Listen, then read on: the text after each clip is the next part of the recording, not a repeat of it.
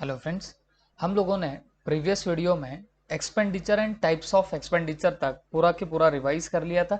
अब हम लोग थोड़ा सा आगे का रिवाइज कर लेंगे और ये पूरे चैप्टर की रिवीजन यहाँ पे खत्म कर देंगे। ठीक है, next part is cash discount and trade discount. ठीक है, तो बच्चों आपको भी याद होगा कैश डिस्काउंट क्या होता है, ट्रेड डिस्काउंट क्या होता है, हमने देखा था इसको।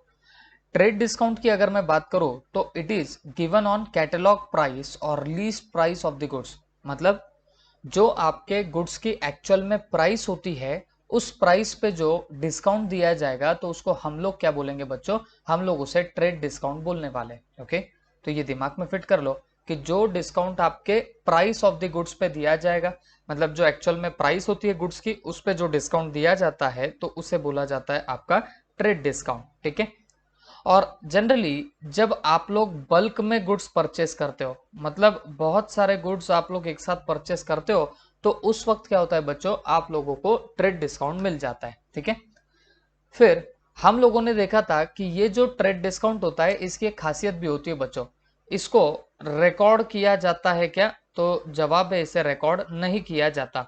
हाँ, लेकिन इसका इफेक्ट आएगा क्या, तो जवाब है इसका इफेक्ट जरूर आता है। ठीक है, बुक्स ऑफ अकाउंट में ये रिकॉर्ड नहीं होता लेकिन इसका इफेक्ट जरूर जरूर लिया जाता है। इफेक्ट लेने का मतलब है जो purchase price of the goods होगी तो वो परचेस प्राइस में से ये जो डिस्काउंट होता है ट्रेड डिस्काउंट, तो इसको क्या किया जाता है, माइनस किया जाता है। ठीक है, तो परचेस प्राइस में से किसे माइनस करेंगे, आपके इस पर्टिकुलर ट्रेड डिस्काउंट को माइनस किया जाता है। तो आई होप सबको समझ में आया होगा, याद आ रहा होगा कि ट्रेड डिस्काउंट आपका एग्जैक्टली क्या है। तो this are the main things जो आपको यहाँ पे याद रखने पड़ेंगे। ठीक है, तो पहली बात, जब हम बल्क में गुड्स परचेस करते तो जो हमें डिस्काउंट मिलता तो that discount will be called as trade discount, ये पहली बात है। दूसरी बात, जब हम लोग कैटलॉग प्राइस या price list price of goods पे जो डिस्काउंट देते तो उसे भी ट्रेड डिस्काउंट बोला जाता है। थर्ड थिंग इज दैट ये डिस्काउंट जनरली हम लोग कहीं रिकॉर्ड नहीं करते, इसे रिकॉर्ड नहीं किया जाता। हाँ, इसका इफेक्ट जरूर लिया जाएगा, जैसे जो आपकी परचेस प्राइस होती है उसमें से ये डिस्काउंट को हम लोग हमेशा क्या करते बताना, डिडक्ट कर देते। ठीक है, तो आई होप सबको याद होगा। और मैंने ये भी बताया था कैश डिस्काउंट के पहले हमको हमेशा ट्रेड डिस्काउंट का इफेक्ट देना पड़ेगा, तो आई होप सबको याद आ रहा होगा। फिर इसके बाद हम लोगों ने देखा था कैश डिस्काउंट के बारे में। ठीक है, तो कैश डिस्काउंट क्या होता है बच्चों, ये अर्ली पेमेंट के लिए जो डिस्काउंट दिया जाता है या हमारा जो कस्टमर है वो हमें जल्दी से पेमेंट दे तो इसके लिए उसे हम लोग क्या करते हैं बताना, कैश डिस्काउंट देते हैं। या तो जल्दी से पेमेंट दे या तो जो आपका टाइम होता है, ड्यू डेट होती है उस टाइम तक पेमेंट दे, तो वैसे टाइप के लिए आप लोग क्या करते हो भाई, सामने वाले को कैश डिस्काउंट देते हो। ठीक है, तो कैश डिस्काउंट आपको बहुत अच्छे से अभी ध्यान में आ रहा होगा मेरे हिसाब से तो भी, कि कैश डिस्काउंट क्या होता है बच्चों, कि जब हम लोग सामने वाले को डिस्काउंट देते हैं for early receipt of payment, अगर हमको जल्दी से पेमेंट मिलानी हो या टाइम पे पेमेंट मिलानी हो तो हम लोग सामने वाले को कैश डिस्काउंट देते हैं।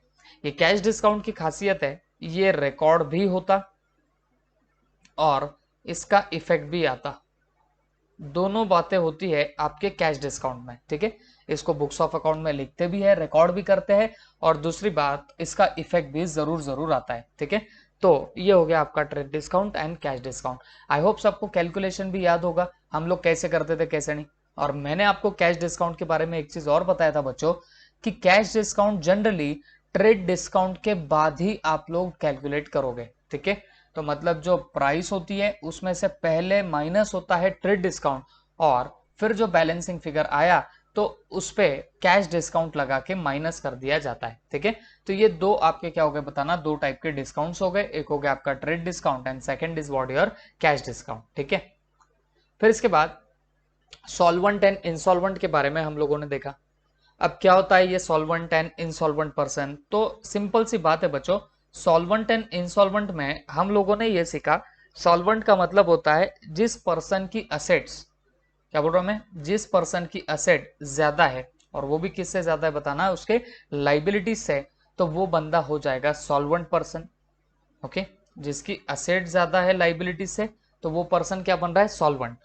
और जिसकी लाइबिलिटीज ज्यादा है असेट से तो वो बंदा बन जाएगा इंसॉल्वेंट। ठीक है, तो आई होप याद है सबको।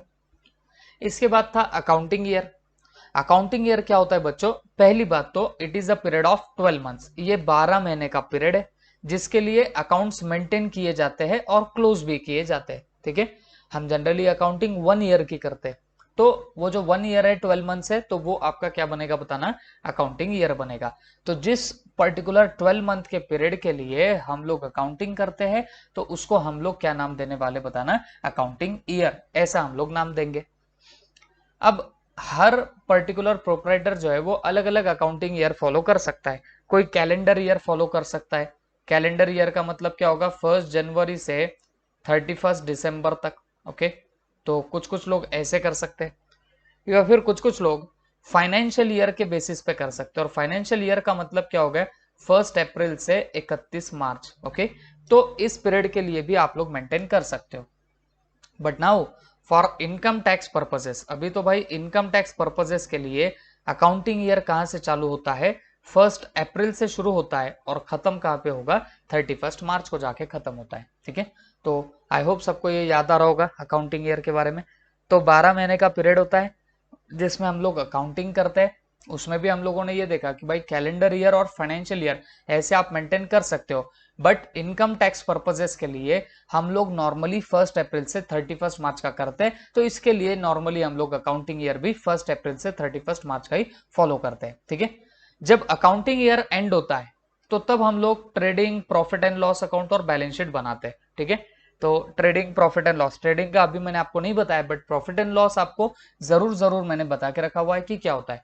जहां से आपको प्रॉफिट हुआ है या लॉस हुआ है बिजनेस में वो मिलता, तो उसको हम लोग क्या बोलते हैं, प्रॉफिट एंड लॉस अकाउंट। ठीक है, और बैलेंस शीट भी जो है वो भी आप लोग बनाते हो। तो ये बातें हम लोगों ने देखी अकाउंटिंग ईयर के लिए। फिर इसके बाद में आपका आता है trading concern and not for profit concern. ये दो टाइप के और बिजनेसेस होते हैं। ठीक है, बिजनेसेस दो टाइप के भी आप बोल सकते हो कि होते हैं, कौन से बताना, एक ट्रेडिंग कंसर्न होता है और एक नॉट फॉर प्रॉफिट कंसर्न होता है। तो जो ट्रेडिंग कंसर्न होगा तो उसका मेन ऑब्जेक्टिव क्या होता है बच्चों, अर्निंग प्रॉफिट, मतलब प्रॉफिट अर्न करना। ये आपके ट्रेडिंग कंसर्न का सबसे बड़ा क्या होता है बताना, एक पर्पस होता है। लेकिन हम अगर नॉट फॉर प्रॉफिट कंसर्न की बात करेंगे तो ये नॉट फॉर प्रॉफिट कंसर्न में आपका जरा भी इंटेंशन नहीं होता है for making the profit. Okay, आप प्रॉफिट अर्न करना ऐसा आपका मोटिव नहीं होता है। तो जो वेरियस क्लब्स होते हैं, जैसे मैंने आपको बोला भी था, रोटरी क्लब है, लायंस क्लब है, ये सब क्या हो जाएंगे, ये नॉट फॉर प्रॉफिट कंसर्न हो जाएंगे। ये ऐसा बोल सकते हो कि भाई ये लोग काय के लिए काम नहीं करते हैं, ये लोग प्रॉफिट अर्निंग के लिए काम नहीं करते। ठीक है, तो ये हम लोगों ने एग्जाम्पल्स देखे। उसके बाद हम लोग आगे चले गए, आगे जाके हम लोगों ने देखा था गुडविल के बारे में, अगर आपको याद हो तो गुडविल के बारे में बच्चों हम लोगों ने एग्जैक्टली क्या देखा था। तो गुडविल के लिए हमने बात करी थी बच्चों, गुडविल में be described as aggregate of those intangible attributes of business. Okay, जो बिजनेस के इनटेंजिबल एट्रीब्यूट्स है, which contributes to its superior earning capacity, उन एट्रीब्यूट्स की वजह से, उन चीजों की वजह से सुपेरियर अर्निंग कैपेसिटी होती है, मतलब आप ज्यादा अर्न करने की आपकी कैपेसिटी होती है over normal return of investment. मतलब जो नॉर्मली आपको रिटर्न मिलता है इन्वेस्टमेंट पे, तो उससे ज्यादा आपकी अर्निंग कैपेसिटी जिससे हो जाती है, तो उसी चीज को हम लोग क्या बोलने वाले, गुडविल। ठीक है, तो गुडविल में भी described as what, aggregate of those intangible attributes of the business, मतलब बिजनेस में जो इनटेंजिबल एट्रीब्यूट्स हैं जिससे आपकी सुपेरियर अर्निंग कैपेसिटी क्रिएट हो जाएगी over a normal return on investment. ठीक है, जो आपका नॉर्मल रिटर्न ऑन इन्वेस्टमेंट होता है तो उनसे ज्यादा आप अर्न करने की कैपेसिटी आप लोग बना के रखते हो, तो that will be called as your goodwill. Okay, it may arise from such attribute as favorable location, ability and skill of its employee, management, quality of its product and services, customer satisfaction, etc etc। तो ये अलग अलग चीजों से हो सकता है, जैसे आपकी जो लोकेशन है वो काफी अच्छी है, या फिर आपकी एबिलिटी और स्किल ऑफ एम्प्लॉयज अच्छा है, क्वालिटी आपके प्रोडक्ट की अच्छी है, तो इसकी वजह से आपकी गुडविल रेज होती है। मैंने इसके लिए एग्जांपल्स भी आपको दिए थे, जैसे बाटा का शोरूम होता है ना, बाटा के शूज वगैरह, तो ये इनकी कहीं ना कहीं रेपुटेशन बनी हुई है, उस रेपुटेशन की वजह से ये कहीं ना कहीं क्या करते बताना, सुपेरियर अर्निंग कैपेसिटी इन लोगों ने जनरेट कर दी है, तो this will be called as your what, goodwill. अब उसमें भी हमने देखा goodwill is the reputation of business expressed in terms of money. तो गुडविल तो क्या है बताना, एक रेपुटेशन ऑफ बिजनेस है जिसको हम लोग मनी के टर्म्स में क्या करते हैं, एक्सप्रेस करते हैं। और दूसरी बात, goodwill is an intangible asset. Okay, और गुडविल जो होती है ना बच्चों, ये आपकी एक इंटेंजिबल असेट है। मतलब इंटेंजिबल का मैंने आपको पहले भी मतलब बता दिया था। इंटेंजिबल असेट का मतलब होता है जिसे आप लोग टच नहीं कर सकते, देख नहीं सकते, सिर्फ महसूस कर सकते हैं। आपके रेपुटेशन हो रही है आपके बिजनेस की, तो ये आपको दिखेगा नहीं, ये आपको सिर्फ महसूस होएगा। तो इसको ही हम लोग क्या बोलते हैं, इंटेंजिबल असेट। ठीक है, फिर इसके बाद हम लोग जरा सा और आगे चले गए। आगे जाके हम लोगों ने और देखा था प्रॉफिट और लॉस के बारे में। तो प्रॉफिट और लॉस के बारे में हम लोगों ने क्या देखा बच्चों, when the selling price of goods is more then cost price.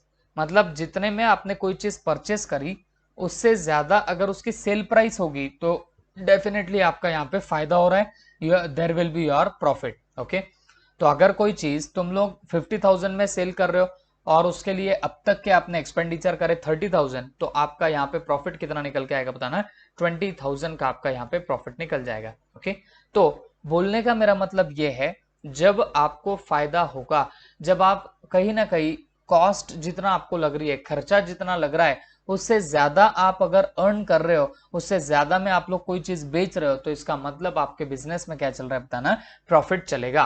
Okay, उसके बाद हम लोगों ने देखा लॉस के बारे में। तो बेटा लॉस क्या होता है, when cost price is more than selling price then it is a loss. मतलब जब आपके बिजनेस में कॉस्ट प्राइस ज्यादा है सेलिंग प्राइस से, ठीक है, cost price is more than its selling price then it is a loss. ठीक है, मतलब आपको जो एक्सपेंडिचर जो हो रहा है वो ज्यादा हो रहा है, और किससे ज्यादा हो रहा है बताना, सेलिंग प्राइस से। जितने में आप बेचते हो उससे ज्यादा पे आपको अगर कॉस्ट लग रहा है, खर्चा लग रहा है, तो वो आपका डेफिनेटली क्या होने वाला है, लॉस होने वाला है। And loss decreases the capital of the business. ये हमेशा याद रखना, लॉस से आपके बिजनेस का कैपिटल जो होता है वो कम होता है। मतलब जो किसी ओनर ने बिजनेस में जो पैसा डाला उसे आप लोग कैपिटल बोलते हो।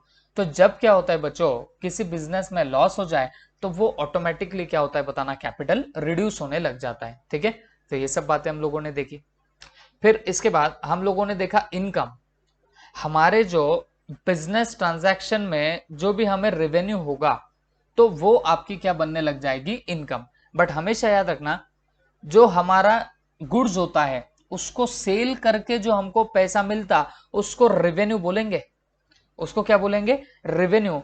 और इनकम किसको बोला जाता है बच्चों, जो हमारे नॉर्मल बिजनेस ट्रांजैक्शन से कुछ अलग अगर हमें पैसा मिलता है, तो उसे हम लोग क्या बोलने वाले, इनकम बोलने वाले। ठीक है, तो ये दो बातें हो जाती है, इनकम एंड रेवेन्यू। तो उसमें इनकम किसको बोला जाएगा, तो जो हमारा नॉर्मल बिजनेस ट्रांजैक्शन होगा, तो उसके लिए जो भी आपके पास में पैसा आएगा उसे हम लोग रेवेन्यू बोलेंगे। और नॉर्मल बिजनेस के अलावा आपके पास में पैसा आए तो वो आपकी इनकम बन जाएगी। ओके, जैसे एग्जांपल दिया था इंटरेस्ट, इंटरेस्ट बोले तो आपको ब्याज मिल रहा है, डिविडेंड, कमीशन, तो ये सब चीजें हैं जिसको आप लोग इनकम बोलने वाले हो। ठीक है, फिर इसके बाद हम लोग आगे चले गए।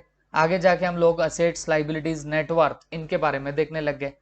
असेट्स का मतलब क्या होता है बच्चों, any physical thing or right owned that has monetary value is called as an asset. मतलब कोई भी फिजिकल थिंग या कोई भी राइट अगर आप लोग ओन कर रहे हो जिसको कोई मॉनिटरी वैल्यू होती है, तो उसको क्या बोला जाता है, उसको आप लोग असेट बोलोगे। ठीक है, तो असेट क्या होता है बच्चों, any physical thing or right own that has a monetary value is called as an your asset. ठीक है, तो हमेशा याद रखो, आपको ये ऐसे तो याद रखना ही है कि भाई जो फिजिकल थिंग है या जो राइट ओन कर रहे हो आप लोग, उसको आप लोग क्या बोलने वाले हो, असेट। बट मैं अगर सिंपल टर्म में बोलूं तो असेट का वैसे भी मीनिंग क्या होता है बच्चों, जो आपकी प्रॉपर्टीज होती है ना, उन प्रॉपर्टीज को भी क्या बोला जाता है, आपकी असेट बोला जाता है। जो भी आपके पास में प्रॉपर्टीज होंगी उसको आप लोग क्या बोलने वाले हो, असेट बोलोगे। ठीक है, जैसे एग्जाम्पल दिया है, land, goodwill, patent, computers etcetera, ये सारी तुम्हारी क्या बन जाएगी बताना, असेट बन जाएगी। ठीक है, उसके बाद टाइप्स ऑफ असेट्स। तो टाइप्स ऑफ असेट्स भी कुछ अलग अलग है। तो सबसे पहली टाइप ऑफ असेट है फिक्स असेट, और उसको ही नॉन करंट असेट भी बोला जाता है। ठीक है, तो टाइप्स ऑफ असेट में पहला कौन सा है बताना, फिक्स असेट। फिक्स असेट कौन सी होगी बच्चों, ऐसी असेट जो आपको लॉन्ग टर्म तक बेनिफिट देगी, तो उसको आप लोग क्या बोलने वाले हो, फिक्स असेट बोलोगे। ठीक है, जैसे लैंड हो गया, बिल्डिंग हो गया, प्लांट एंड मशीनरी, गुडविल हो गया, ये सब क्या है तुम्हारे फिक्स असेट। दीज असेट्स में भी टेंजिबल और इनटेंजिबल। तो ये जो असेट होते हैं वो टेंजिबल भी हो सकते हैं और इनटेंजिबल भी हो सकते हैं। टेंजिबल किसको बोलेंगे, जिसे आप टच वच कर सकते हो, वो टेंजिबल हो जाती है। इनटेंजिबल किसको बोलने वाले हो, जिसको आप लोग ऐसे टच नहीं कर सकते, सिर्फ महसूस कर सकते हो, जैसे हमने एग्जांपल भी देखा था गुडविल का, तो उसे हम लोग क्या बोलने वाले, आपकी फिक्स असेट ही बोलेंगे, लेकिन वो वाली कौन सी रहेगी, इनटेंजिबल फिक्स असेट रहेगी। ठीक है, एक बात याद रखना, फिक्स असेट किसको बोलेंगे, जो आपको लॉन्ग टर्म तक बेनिफिट देगी, ऐसी एसेट को हम लोग बोलने वाले फिक्स असेट। फिर उसके बाद करंट एसेट। करंट एसेट ये आप लोग इजीली कन्वर्ट कर सकते हो कैश में, ठीक है, तो उसको क्या बोला जाता है, करंट एसेट। तो ऐसी asset which can be converted into cash very easily are called as current asset. अब जैसे डेटर, डेटर मतलब क्या, जिन लोगों से हमें पैसा आना बाकी है, तो जिनसे हमको पैसे आने बाकी है, तो वो हमारी क्या बन जाएगी, करंट एसेट, क्योंकि उनसे हमें क्या हो जाएगा, पैसा इजीली रियलाइज हो जाएगा, हमको इजीली उनके तरफ से पैसा मिल जाएगा, तो वो हमारी क्या बन के रह जाएगी, करंट एसेट बन के रह जाएगी। ओके, वैसे ही स्टॉक हो गया, कैश इन बैंक हो गया, कैश इन हैंड हो गया, ये सब आप लोगों के करंट असेट्स बन जाएंगे। इसके बाद थर्ड नंबर पे आती है फिक्टिशियस असेट, जो वैसे तो असेट नहीं होती, बट हम उनको असेट मान लेते हैं। ओके, तो इसको क्या बोला जाएगा, फिक्टिशियस असेट। ये आपको जब आगे और कुछ बातें आएगी तब और ज्यादा डिटेल में समझेगा, अभी फिलहाल ये आपको नहीं समझ पाएगा इतना खास। ओके, फिर इसके बाद हम लोगों ने देखा था लाइबिलिटीज के बारे में।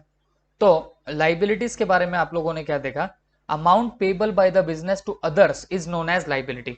मतलब जो बिजनेस ने अमाउंट देनी बाकी है दूसरों को, तो उसे क्या बोला जाएगा, आपकी लाइबिलिटी बोला जाएगा। इट इज अ डेप्ट or amount due from business to others for the benefit received by the business unit.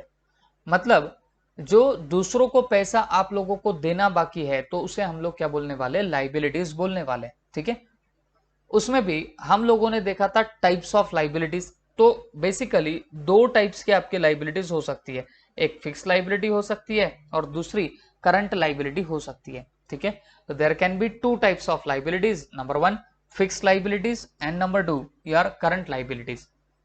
क्या होती है फिक्स लाइबिलिटी, क्या होती है करंट लाइबिलिटी, तो बड़ा सिंपल है बच्चों। फिक्स लाइबिलिटी का मतलब जब आपको पैसा देना तो बाकी है, बट एक लॉन्ग टर्म तक आपको जब देने की जरूरत नहीं पड़ती, तो उसको बोला जाता है फिक्स लाइबिलिटी। ठीक है, it is the one of the major source of funds in the business is fix liability. मतलब जो एक मेजर सोर्स होता है बिजनेस में, जहां से बहुत बड़ा अमाउंट का पैसा आपको डायरेक्टली मिलता, तो उसे क्या बोला जाएगा, बताना, फिक्स लाइबिलिटीज बोला जाएगा। और करंट लाइबिलिटीज किसको बोलते हैं, जब आपको शॉर्ट टर्म लाइबिलिटीज पेबल होंगी, मतलब आपको एक शॉर्ट पीरियड के अंदर पैसे देने बाकी होते हैं, तो उसे हम लोग क्या बोलने वाले, शॉर्ट टर्म लाइबिलिटीज बोलेंगे। ठीक है, उसके बाद हम लोगों ने देखा था नेटवर्थ और ओनर्स इक्विटी और कैपिटल। नेटवर्थ का मैंने आपको पहली मीनिंग बताया, जो आपने फॉर्मूला सीखा था कि capital is equal to what, capital is equal to equity, मतलब आपकी असेट्स माइनस लाइबिलिटीज, बस यही फॉर्मूला आपके नेटवर्थ का है। ठीक है, आप उसको ऐसा भी बोल सकते हो, net worth is equal to owners equity is equal to capital. और हम लोगों ने कुछ एग्जाम्पल्स भी यहाँ पे देखे थे, मैंने आपको अलग अलग अलग अलग करा के दिया था, और आप लोगों ने भी किए थे, इवन हमने टेस्ट में भी कुछ एग्जाम्पल भी देखे थे, तो वो आप लोगों ने प्रॉपरली कर भी लिए थे। अब फिर भी यहाँ पे अगर देखना हो तो ये देखो सामने कुछ एग्जाम्पल्स यहाँ पे आपको मिल जाएंगे। If the capital of business is 4 lakh, creditor is 2 lakh, then total assets कितना आएगा, तो देखो हमारा क्या फॉर्मूला है, asset is equal to liabilities plus capital. तो आपके पास में कैपिटल है, क्रेडिटर बोले तो लाइबिलिटी, जिनको पैसे देना बाकी होते हैं वो आपकी हमेशा क्या बन जाएगी, लाइबिलिटी बन जाएगी। तो 2 लाख इज योर लाइबिलिटी का अमाउंट और 4 लाख इज योर कैपिटल का अमाउंट, तो टोटल ये वैसे भी कितना हो रहा है, 6 लाख। तो ये जो 6 लाख है ना बच्चों, ये तुम्हारा क्या बन जाएगा, बताना, ये तुम्हारा बनेगा total assets. Okay, I hope सबके दिमाग में गया होगा। तो ये हो गया पहला एग्जाम्पल। अब वैसे ही बच्चों सेकंड एग्जाम्पल है, इफ टोटल असेट्स आर 1,50,000, मतलब जो तुम्हारे टोटल असेट्स है वो 1,50,000 है, एंड आउटसाइड लाइबिलिटीज आर 50,000, तो मतलब बाहर वालों की लाइबिलिटीज सिर्फ आपकी 50,000 है।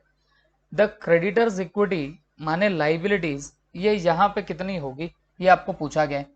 तो देखो asset is equal to capital plus आपकी लाइबिलिटीज होता है। ठीक है, तो अगर आपको लाइबिलिटीज पूछा है, क्रेडिटर्स इक्विटी, इसके पहले भी मैं आपको बता चुका हूं, इसका मतलब होता है आपकी आउटसाइडर लाइबिलिटी। ठीक है, तो आप मेरे को बताना कि आप यहाँ पे क्रेडिटर्स लाइबिलिटीज एग्जैक्टली निकालोगे कितनी। तो बच्चों ये तो बड़ा आसान सा काम है, हमारा टोटल असेट 1.5 लाख है, आउटसाइडर लाइबिलिटी 50 लाख है, तो भाई हमारी जो बाकी के और वो क्रेडिटर्स इक्विटी है, तो कैपिटल यहाँ पे कितना निकलेगा, कैपिटल यहाँ पे 1 लाख का निकलेगा। ओके, तो कैपिटल पे एक्चुअल में उनका क्वेश्चन था, तो उन्होंने फॉर्मूला क्रेडिटर्स इक्विटी बोल के वहां पे दिया है, बट कैपिटल पे यहाँ पे सवाल था, तो वो कितना निकलेगा, 1 लाख रुपीज निकलेगा। ओके, उसके बाद अगर assets of the business are 5 lakh and outside liabilities are 2 lakh, the owners equity capital कितना होगा। तो मतलब आपकी टोटल असेट 5 लाख है और आउटसाइड की लाइबिलिटीज आपकी 2 लाख की है, तो सवाल ये उठता कि आपकी ओनर्स इक्विटी कैपिटल कितनी होगी। तो उसका जवाब आता है 3 लाख। कैसे, आपकी असेट्स कितनी है 5 लाख और आउटसाइड लाइबिलिटीज कितनी है 2 लाख, तो ये काट कुटा के आपके हाथ में कितना अमाउंट आएगा बताना, 3 लाख का अमाउंट आएगा, और ये सब आपका यहां तक का काम भी बन जाएगा। ओके, फिर इसके बाद हम लोग जरा सा आगे बढ़ गए, आगे जाके हम लोगों ने कंटिंजेंट लाइबिलिटीज के बारे में देखा। ओके, तो कंटिंजेंट लाइबिलिटीज के बारे में आप लोगों ने क्या क्या सीखा है।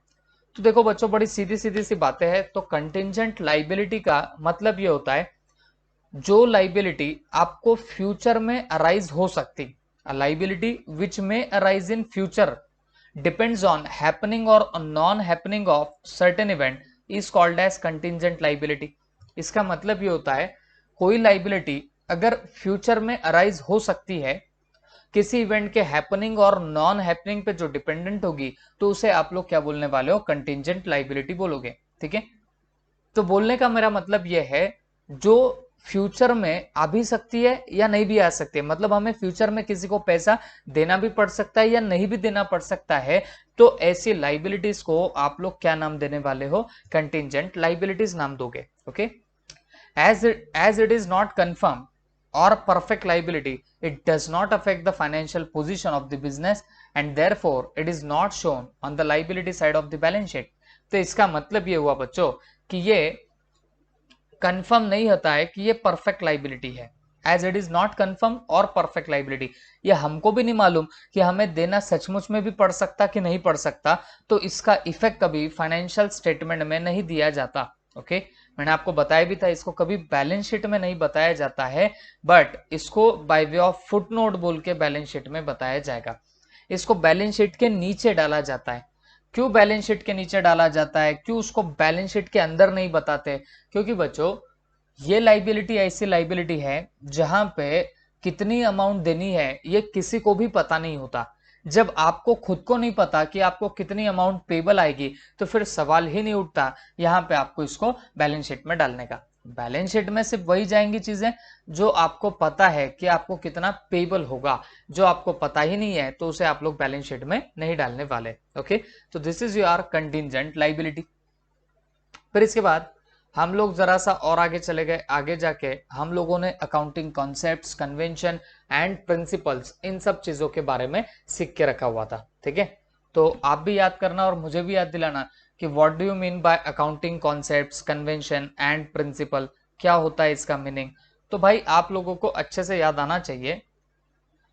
अकाउंटिंग कॉन्सेप्ट की अगर मैं जब तक बात करूंगा, तो हम लोगों ने डायरेक्टली देखो ऊपर इतना ही देखा था कि जो हमारे अकाउंट्स में कॉन्सेप्ट्स होती है या हमारे अकाउंट्स में जो ट्रीटमेंट होती है वो किन किन अजम्पशन के बेसिस पे की जाएंगी, किन किन चीजों के बेस पे की जाएंगी, तो उसको बोलते हैं अकाउंटिंग कॉन्सेप्ट। तो ये इंपॉर्टेंस ऑफ अकाउंटिंग कॉन्सेप्ट भी देखा जो इतना इंपॉर्टेंट आपके लिए था भी नहीं, बट यहां से हम लोगों ने वो इंपॉर्टेंट कॉन्सेप्ट्स को पढ़ना स्टार्ट किया था जो आपके लिए वेरी वेरी वेरी इंपॉर्टेंट रहेगा। ये मैं आपको पहले भी बता चुका हूं। ठीक है, these are very important for all of you। तो ये क्या है exactly, some of the important concepts are as follows. तो कुछ इंपॉर्टेंट कॉन्सेप्ट्स आपके सामने ये दिए गए। तो सबसे पहली उसमें आती है बच्चों बिजनेस एंटिटी कॉन्सेप्ट। ओके, सबसे पहली कॉन्सेप्ट कौन सी आएगी बताना, आपकी बिजनेस एंटिटी कॉन्सेप्ट। आप ध्यान से सुनना, उसको रीड तो हमने पहले कर लिया था, बट ओवरऑल जो है मैं अब आपके सामने वो पिक्चर प्रेजेंट करूंगा कि what do you mean bye the business entity concept. तो ध्यान से सुनना बच्चों, बिजनेस एंटिटी कॉन्सेप्ट, इस कॉन्सेप्ट के अकॉर्डिंग आपका बिजनेस अलग होता है और बिजनेसमैन अलग होता है, दोनों भी सेपरेट और डिस्टिंक्ट होते हैं, ठीक है। तो business is different from home businessman. तो ये आपकी कौन सी कॉन्सेप्ट बताती है, आपकी बिजनेस एंटिटी कॉन्सेप्ट बताती है, ठीक है। अब इसमें भी हम लोगों ने एक बात बोली थी कि हम जब भी बिजनेस करेंगे तो ये बिजनेस हम लोग ये सॉरी जो भी हम लोग अकाउंटिंग करते हैं तो ये किसके पॉइंट ऑफ व्यू से करते हैं, हम लोग बिजनेस के पॉइंट ऑफ व्यू से अकाउंटिंग करते हैं। हम कभी भी बिजनेसमैन के पॉइंट ऑफ व्यू से अकाउंटिंग नहीं करते, क्योंकि हम लोग हमेशा बिजनेस और बिजनेसमैन दोनों को अलग अलग मानते। तो ये आपको किसने सिखाया, बिजनेस एंटिटी कॉन्सेप्ट ने सिखाया, ओके। फिर हमने इसमें यह भी देखा the business is liable to the owner for the capital contributed by him. अगर कल चल के आपको कोई पूछे कि यार कैपिटल का तो मतलब ये होता कि जो आपने पैसा बिजनेस में डाला उसको बोलते हैं कैपिटल। तो कोई आपको पूछे कि यार कैपिटल फिर लाइबिलिटी क्यों है, तो आपने बोलना कि बाबा बिजनेस अलग है बिजनेसमैन से। तो कैपिटल का मतलब है बिजनेसमैन ने बिजनेस में पैसा डाला, ओके। तो इसका मतलब बिजनेस ने बिजनेसमैन से पैसा लिया और ये पैसा उसे रिटर्न करना पड़ेगा। और ये रिटर्न कब करना पड़ेगा बच्चों, जब बिजनेस आपका बंद हो जाएगा तब जाके आपको उसको रिटर्न करना पड़ेगा। तो इसके लिए एक हिसाब से देखा जाए तो वो आपकी लाइबिलिटी भी होती है, ठीक है। That will also be yours what, liability. तो this is which concept, business entity concept, ठीक है। And according to this concept only business transactions are recorded. सिर्फ जो बिजनेस के ट्रांजैक्शन हो गए ना बस वही रिकॉर्ड होते हैं according to this concept. Personal transaction कभी इसके अंदर रिकॉर्ड नहीं होंगे, ठीक है। जो भी आपके पर्सनल ट्रांजैक्शन होते हैं तो वो इसमें हम लोग रिकॉर्ड नहीं करते। और ये सब हम लोगों ने देख के कहां पे रखा था, आपके बिजनेस एंटिटी कॉन्सेप्ट में। फिर इसके बाद हम लोगों ने नेक्स्टली एक और कॉन्सेप्ट देखी थी, that was what your money measurement concept, ठीक है। The next concept was what, money measurement concept. तो अकॉर्डिंग टू दिस कॉन्सेप्ट ये कॉन्सेप्ट सिंपली क्या बोलती है बच्चों, ये कॉन्सेप्ट बस इतना ही बात बोलती है कि जो ट्रांजैक्शन को आप लोग एक्सप्रेस कर सकते हो इन टर्म्स ऑफ मनी, जैसे आप मनी के टर्म्स में क्या कर पाओगे बताना, एक्सप्रेस कर पाओगे, तो उसको हमेशा रिकॉर्ड किया जाता है कहां पे, बुक्स ऑफ अकाउंट में। और जिसे आप एक्सप्रेस नहीं कर सकते हो इन टर्म्स ऑफ मनी तो उसे आप लोग कभी रिकॉर्ड नहीं करोगे, ठीक है। तो this is which concept, your money measurement concept.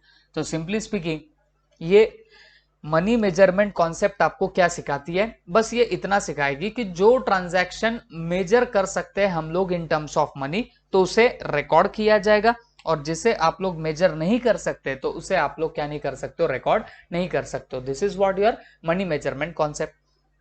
फिर हम लोग इसके बाद और आगे चले गए और आगे जाके हम लोगों ने सीखी थी कॉस्ट कंसेप्ट, अगर आपको याद हो तो ये कॉस्ट कंसेप्ट का एग्जैक्टली बोलना क्या है। तो ये कॉस्ट कंसेप्ट आपको सिखाती है जब कभी आप कोई असेट परचेस करोगे तो उसे रिकॉर्ड कितने पे करना है, बुक्स ऑफ अकाउंट पे। If you are purchasing any asset then at which value it has to be recorded in the books of account। तो हमेशा याद रखना ये रिकॉर्ड होगी on the basis of your historical cost, okay. जो भी आपकी हिस्टोरिकल कॉस्ट होती है तो उस पे इस पर्टिकुलर असेट्स को आपको रिकॉर्ड करना पड़ता है। तो according to cost concept assets is recorded in the books of account on the basis of historical cost। और मैं आपको तब भी बता चुका था ये हिस्टोरिकल कॉस्ट का मतलब क्या होता है बच्चों, एक्विजिशन प्राइस, ओके। तो इसका मतलब क्या होने वाला है, acquisition price. Cost of acquisition will be the base for all further accounting. तो जितने में आपने एक्वायर किया ये हमेशा बेस रहेगा आपके फ्यूचर के अकाउंटिंग के लिए, ठीक है। तो भाई ये सब आपका क्या बन जाएगा, कॉस्ट का। और देखो कॉस्ट कंसेप्ट में मैंने आपको ये भी बात बताया था कि हम लोग कभी भी क्या नहीं कर सकते बताना, हम लोग कभी भी ऐसा नहीं होता कि एसेट सीधे उठाई और जितने में एक्वायर किया उतने में ही हम लोग वहां पे ईयर बाय ईयर बताएंगे, ऐसा नहीं होता। हमेशा क्या होता है बच्चों, ये जो कॉस्ट होती है ना तो इसको हम लोग सिस्टमेटिकली रिड्यूस करते हैं फ्रॉम चार्जिंग द डेप्रिसिएशन। मतलब डेप्रिसिएशन चार्ज करते करते इसको क्या किया जाता है, रिड्यूस भी किया जाता है। तो ये आपकी कौन सी कॉन्सेप्ट हो गई बताना, आपकी कॉस्ट कंसेप्ट। तो सिंपली स्पीकिंग कॉस्ट कंसेप्ट का मतलब क्या हो गया कि जितने में एक्वायर करोगे उतने में रिकॉर्ड करो, पहली बात। दूसरी बात, इसको सिस्टमेटिकली रिड्यूस किया जाता है आपके बुक्स ऑफ अकाउंट से। एसेट जितने में भी बताओगे तो उसको सिस्टमेटिकली रिड्यूस करते हैं, क्योंकि over the period of time asset की वैल्यू डिग्रेड होती है, कम होती है बिकॉज ऑफ इट्स यूसेज। तो फिर इसको ही हम लोग क्या नाम देते बताना, डेप्रिसिएशन। जब आप डेप्रिसिएशन चैप्टर पढ़ोगे आपको है इसके अंदर, मैं आपको और भी बताऊंगा कि डेप्रिसिएशन क्यों चार्ज किया जाता है और क्या होता है, वो डिटेल में हम लोग देखेंगे। बट फिलहाल बस मुझे आपको यहाँ पे टर्मिनोलॉजी बतानी है, और डेप्रिसिएशन की तो हम लोग यहाँ पे टर्मिनोलॉजी भी नहीं सीख रहे, हम लोगों को तो सिर्फ यहाँ पे एक वर्ड आया है, बस मैं इसके लिए आपको शॉर्टली बता रहा हूं कि डेप्रिसिएशन का मतलब आप यही समझ के चलो, reduction in the value of asset. Okay, अभी के लिए।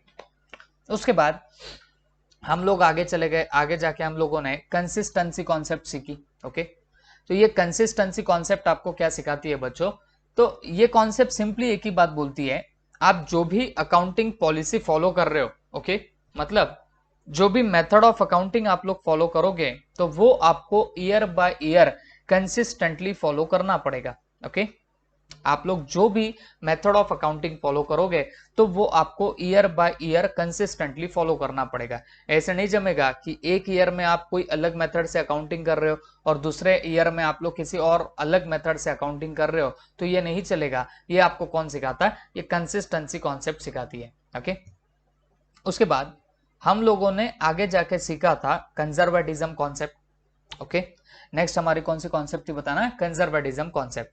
तो ये कंजर्वेटिज्म कॉन्सेप्ट आप लोगों को एग्जैक्टली क्या सिखाती है, तो मैंने आपको बताया था ये कॉन्सेप्ट आपको एक ही चीज सिखाती है, दैट इज रोना। ओके, ये सिर्फ रोना धोना सिखाती है, मतलब ये कंसेप्ट क्लियरली बोलती है कि हम प्रॉफिट को एंटिसिपेट नहीं कर सकते, मतलब जो फ्यूचर में प्रॉफिट होगा उसे हम लोग रिकॉर्ड नहीं करेंगे। हाँ, जो लेकिन फ्यूचर में लॉस हो सकता है उसको हम लोग जरूर क्या करने वाले, रिकॉर्ड कर देंगे। ठीक है, तो कंजर्वेटिज्म कॉन्सेप्ट सिंपली क्या बोलती है बच्चों, जो आपका फ्यूचर में प्रॉफिट हो सकता वो आप लोग रिकॉर्ड नहीं करना, और जो फ्यूचर में लॉसेस होंगे वो आपने क्या कर देना है, जरूर जरूर रिकॉर्ड कर देना है। तो this is which concept, conservatism concept. Okay, तो बच्चों ये हो गया आपका कंजर्वेटिज्म, और कंजर्वेटिज्म कॉन्सेप्ट के अकॉर्डिंग हम लोगों ने ये भी बात सीखी बच्चों कि आपकी जो भी इनकम स्टेटमेंट होती है, माने जो आपका प्रॉफिट का फिगर होगा वो हमेशा लोअर दिखेगा, और ये किसकी वजह से लोअर दिखने लग जाएगा बताना, आपके कंजर्वेटिज्म कॉन्सेप्ट के हिसाब से ये हमेशा लोअर दिखेगा। क्या, इनकम, क्योंकि आप जो फ्यूचर में लॉस हो रहा है उसको रिकॉर्ड कर रहे हो, बट जो फ्यूचर में इनकम होगी उसे आज रिकॉर्ड नहीं कर रहे हो, तो इससे हमेशा आपकी जो इनकम होती है वो इनकम आपकी कम दिखने लग जाएगी। And balance sheet overstates the liabilities and understates the asset, और बैलेंस शीट में क्या होगा, आपकी जो लाइबिलिटीज होगी वो ज्यादा दिखाई देंगी और अंडरस्टेट हो जाएगी आपकी क्या, असेट, असेट हमेशा कम दिखाई देने लग जाएगी। This policy of recording is asking the accountant to play safe while writing the accounts, मतलब ये सिंपली क्या होता है बताना, प्ले सेफ होता है, इसका मतलब क्या हो गया बच्चों, सिंपली खेलो। ओके, तो this is nothing but your conservatism concept. इसके बाद हम लोगों ने सीखा था गोइंग कंसर्न कॉन्सेप्ट। तो बच्चों गोइंग कंसर्न कॉन्सेप्ट हमें क्या सिखाती है, तो अकॉर्डिंग टू दिस कॉन्सेप्ट इसमें एक अजम्पशन होता है कि जो हमारा बिजनेस है वो एक लॉन्ग टर्म तक चलता जाएगा, फ्यूचर तक चलता जाएगा। ओके, बेसिक अजम्पशन इस कंसर्न का क्या होता है बच्चों कि it will continue for its operation for the future, future तक ये आपका चलता रहेगा। ठीक है, हमारा जो बिजनेस होता है वो बीच में ही कहीं बंद नहीं होगा, तो ये अजम्पशन होता है गोइंग कंसर्न कॉन्सेप्ट का। ठीक है, और यही गोइंग कंसर्न कॉन्सेप्ट के अकॉर्डिंग आप बोल सकते हो कि आप कैपिटल एक्सपेंडिचर और रिवेन्यू एक्सपेंडिचर में आप बाइफरकेट कर सकते हो, मतलब एसेट को हम लोग बैलेंस शीट में डालते हैं but day to day expenses को हम लोग प्रॉफिट एंड लॉस में डालते हैं। अब दोनों भी वक्त तो हमारे पास से जाता है पैसा, आप असेट परचेस करो तो भी पैसा जाएगा, आप अगर डे टू डे एक्सपेंसेस करो तो भी पैसा जाएगा, बट जो आपके डे टू डे एक्सपेंसेस होते हैं उसको डाला जाता है प्रॉफिट एंड लॉस में। हाँ, लेकिन जो आपका, मैं जैसे बता रहा हूं कोई असेट वगैरह परचेस करने की बात रही तो उसको आप लोग क्या करते हो बच्चों, उसको आप लोग बाद में, मतलब बैलेंस शीट में आप लोग उसे रिकॉर्ड करते हो। तो ये जो आप लोग डिस्टिंग्विश कर रहे हो ना, तो ये डिस्टिंग्विश किसकी वजह से हो पाता है बताना, आपके गोइंग कंसर्न कॉन्सेप्ट की वजह से होता है। ठीक है, तो this is nothing but the going concern concept. इसके बाद हम लोगों ने सीखा रियलाइजेशन कॉन्सेप्ट के बारे में। तो according to realization concept income is recorded only when it is realized, मतलब आप इनकम को तभी रिकॉर्ड कर पाओगे जब वो आपको रियलाइज होंगी, मतलब जब आपको पैसा मिला तभी आप लोग उसको क्या करोगे, रिकॉर्ड करोगे। और ना सिर्फ पैसा मिलना, आपने अर्न भी कर लिया। अब अर्न के बारे में पहले ही बोल चुका हूं, जब इनकम आपकी फिक्स हो जाती है तो उसको बोला जाता है कि आपने इनकम अर्न कर ली है। ओके, और तभी आप लोग उसे रिकॉर्ड करोगे, otherwise you will not be recording the entry, या आप लोग उसको कभी रिकॉर्ड नहीं करते हो। ठीक है, revenues are recorded only when sale are affected or the services are rendered। और रेवेन्यू को कब आप लोग रिकॉर्ड करते हो, जब सेल आपका अफेक्ट होता है या फिर आप लोग सर्विसेज रेंडर कर रहे हो, तब जाके आपका रेवेन्यू जो होगा वो आप लोग रिकॉर्ड करोगे। ठीक है, तो इन शॉर्ट मैं आपको बोलूं कि भाई रियलाइजेशन कॉन्सेप्ट क्या होती है, तो हमें पैसा मिलो ना मिलो, बट अगर पैसा मिल गया तो भी रिकॉर्ड करो, या फिर आपकी इनकम फिक्स हो जाए तो भी आप लोग उसको रिकॉर्ड करते हो। ये किसकी बात है, आपके इनकम की। ठीक है, फिर इसके बाद हम लोगों ने आगे जाके देखा एक्रूवल कॉन्सेप्ट के बारे में। ठीक है, तो आपको एक्रूवल कॉन्सेप्ट एग्जैक्टली क्या सिखाती है, तो एक्रूवल कॉन्सेप्ट बस इतना ही सिखाती है कि income is recorded when it accrues, मतलब इनकम को आप तभी रिकॉर्ड करोगे जब ये आपको अक्रू होगी, मतलब आप जब अर्न करोगे इनकम को तभी आप लोग उसे क्या करने वाले हो, रिकॉर्ड करने वाले हो।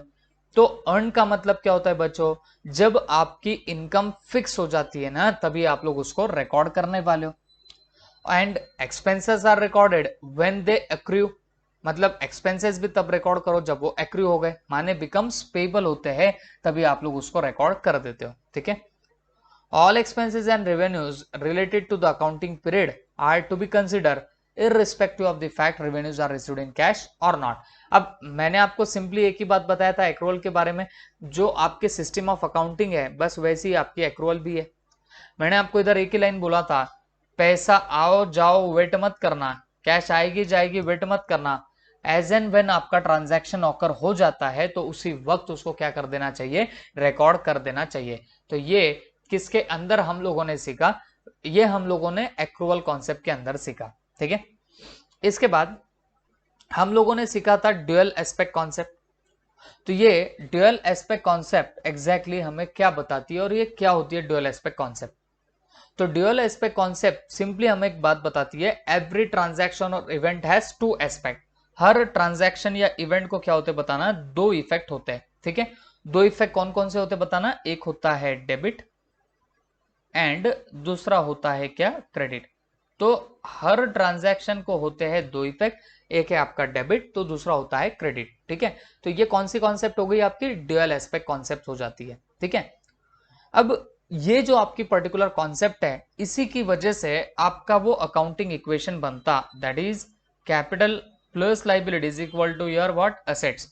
तो assets is equal to capital plus liabilities, ये इक्वेशन किसकी वजह से हुआ, आपके इस ड्यूअल एस्पेक्ट कॉन्सेप्ट की वजह से हुआ। ठीक है, जितना डेबिट उतने ही अमाउंट का क्रेडिट होना चाहिए। दो इफेक्ट होते हैं, मैंने आपको पहले बताया, डेबिट और क्रेडिट। इसके रूल्स होते हैं, ये रूल्स आपको आगे आएंगे, तो ये चीज याद रख लेना, और इसी की वजह से आपकी बैलेंस शीट भी टैली भी हो जाती है। Next thing was your disclosure concept. अब डिस्क्लोजर कॉन्सेप्ट एग्जैक्टली आपको क्या सिखाती है, तो बेटा डिस्क्लोजर कॉन्सेप्ट का सिंपली बोलना इतना ही होता है, the accounts must disclose all material information. ठीक है, तो जो भी आपके अकाउंट्स होते हैं तो इसने सारी मटेरियल इंफॉर्मेशन प्रोवाइड करनी चाहिए, मतलब हमारे बिजनेस में जो भी ट्रांजैक्शन हो रहे हैं वो सारे के सारे आपने बताना। ये आपकी कौन सी कॉन्सेप्ट आपको सिखाएगी, डिस्क्लोजर कॉन्सेप्ट आपको सिखाती है। ठीक है, और मैंने जैसे बताया फाउंडेशन तक भी जाओगे तो डिस्क्लोजर आपको दिखेगी भी नहीं, क्योंकि मटेरियलिटी और डिस्क्लोजर मोस्ट प्रोबेबली सेम ही है। ठीक है, उसके बाद नेक्स्ट हम लोगों ने देखा था मटेरियलिटी कॉन्सेप्ट। अब ये मटेरियलिटी कॉन्सेप्ट क्या बोलती है बच्चों, according to this convention financial statement should disclose all material item. तो जितने भी मटेरियल आइटम है, मटेरियल का मतलब मैं आपको पहले भी बता चुका हूं, सिग्निफिकेंट। ओके, मतलब जो इंपॉर्टेंट आपके जितने भी फैक्टर्स है तो वो सब के सब आप लोगों को क्या करने पड़ेंगे, बताने पड़ेंगे। ठीक है, सिग्निफिकेंट। और हमने ये भी देखा था कि जो मटेरियलिटी होती है वो डिफर करती है पर्सन टू पर्सन। जैसे मैंने वो पान टपरी वाले का एग्जांपल दिया था, पान टपरी वाले के लिए लैपटॉप लेना बहुत बड़ी बात है, बट एक सॉफ्टवेयर कंपनी वाले के लिए लैपटॉप लेना कोई बहुत खास बात नहीं होती। ठीक है, तो ये सब बातें हमने देखी थी। और लास्ट में मैचिंग कॉन्सेप्ट हमने सीखा, तो जिसमें हम लोगों ने देखा था मैचिंग कॉन्सेप्ट के अकॉर्डिंग क्या होता है बच्चों कि आप लोगों को जितना करंट ईयर का रेवेन्यू है उसको कंपेयर करना चाहिए करंट ईयर के एक्सपेंसेस के साथ में। तो ये आपको कौन सिखाएगा, आपकी मैचिंग कॉन्सेप्ट सिखाएगी, ठीक है। तो ये सब बातें हम लोगों ने सीखी। अब इसके बाद हम लोगों ने नेक्स्ट पार्ट देखा था accounting standard as and IFRS. Okay, accounting standard के बारे में मैंने आपको बताया भी था, और ये पूरा पार्ट मैं आपको वैसे बता दिया था कि ये वैसे तो आना नहीं है, बट सिर्फ आपको मालूमात होनी चाहिए, इन सब बातों की इंफॉर्मेशन चाहिए, that is why we have seen this part. Accounting standard वैसे तो क्या होते हैं बच्चों, अकाउंटिंग के इसके अंदर कोड ऑफ कंडक्ट होते हैं। कोड ऑफ कंडक्ट का मतलब क्या करना चाहिए क्या नहीं करना चाहिए, ये सब कहां पे होता है बताना, आपके अकाउंटिंग स्टैंडर्ड्स में दिया हुआ होता है, पहली बात। दूसरी बात यह है कि ये accounting standards return policy document होते हैं, ये राइटिंग में होते हैं ये डॉक्यूमेंट्स, ठीक है। तो इसके अंदर हर चीज की ट्रीटमेंट वगैरह भी दी जाती है। फिर हमने देखा था कि नीड क्या होती है अकाउंटिंग स्टैंडर्ड की, तो हमने बोला था भाई to promote better understanding of financial statement, मतलब फाइनेंशियल स्टेटमेंट की बेटर अंडरस्टैंडिंग होना उसके लिए किया जाता है। या फिर अकाउंटेंट को फॉलो करनी पड़ती है यूनिफॉर्म प्रैक्टिसेस प्रोसीजर, तो वो भी आपकी जरूरत हो सकती है।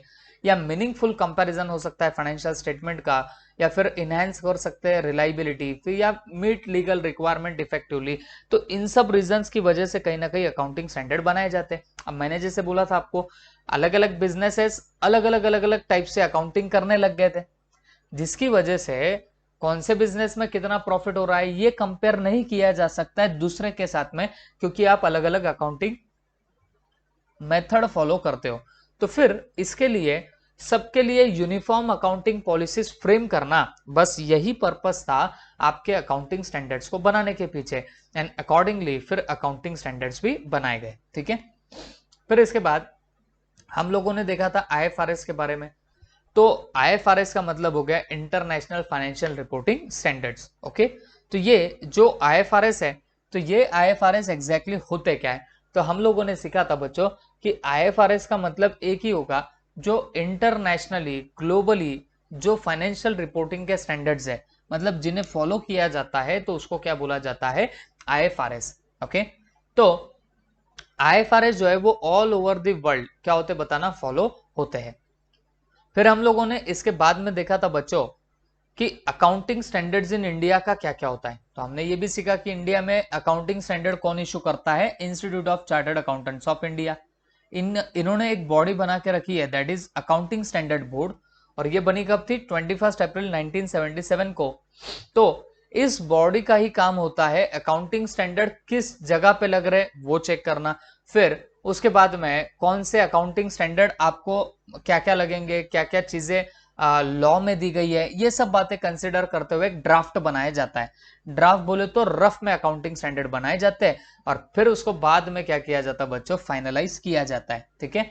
तो ये सब हम लोगों ने यहाँ पे देख के रखा हुआ था। ओके, तो ये तो मैंने आपको बोला था सिर्फ आपको अंडरस्टैंडिंग के लिए पढ़ना बोल के पढ़ना है, आपको पूरे अकाउंटिंग स्टैंडर्ड यहाँ पे दिए भी नहीं गए हैं, पहली बात तो। और जो दूसरे भी दिए कुछ कुछ अकाउंटिंग स्टैंडर्ड इसमें से अब नहीं रहे, तो फिर भी इन लोगों ने जैसा का वैसा डाल के रखा है। ओके, तो this was all about the chapter. अब मेरे हिसाब से हमने क्वेश्चन नंबर 2 जो था ये मैंने होमवर्क में आपको दे के रखा था, काफी लोगों ने कर दिया एक्सेप्ट 2-3 पीपल, 2 से 3 लोगों ने ये होमवर्क सॉल्व नहीं किया। ओके, अदरवाइज सब लोगों ने प्रॉपरली होमवर्क सॉल्व किया था, अच्छी बात है। अब मैं आपको और एक होमवर्क दे रहा हूं बच्चों, दैट इज क्वेश्चन नंबर 3, ठीक है। तो question number 3 will be yours homework, तो ये आप लोग फटाफट करना और ये मुझे सेंड कर देना, ठीक है। Thank you.